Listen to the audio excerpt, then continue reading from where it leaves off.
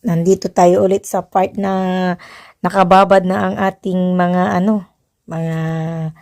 pecho. Ano bang pecho sa Tagalog?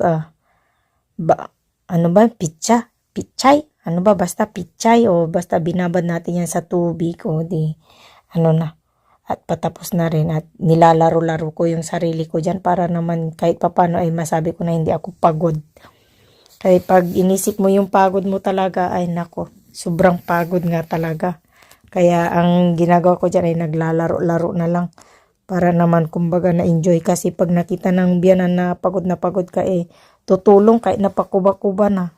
Kaya pinapakita ko talaga sa kanya na hindi ako napapagod. Pero sa bandang kalagitnaan na yan talagang masakit na talaga ang likod mo. Hindi mo talaga maiwasan. Talagang ano mo talaga. So yan ang ating buhay sa Korea pag buwan ng Nobyembre.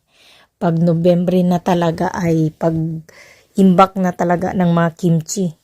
Buti-buti na lang at kunti lang yung ginawa ko. Dati yan is maabot ng 300 pesos. Ngayon is 60 pieces na lang yung ko. Akala ko kasi 50 yan. Nag 60 pala. Tapos, pag hinati mo is magiging 120, di ba? Kaya nagtaka ako doon sa 300 pieces na ginawa namin, pambira. Tapos hatiin mo yun ng dalawa, magiging 600 yun. Kaya, no? Tapos pag iniisip mo talaga na yung trabaho na yun, talagang parang may himala. Parang may tumulong sa'yo na binigyan ka ng lakas talaga. Sobra talagang nakakapagod ang paggawa ng kimchi. Talagang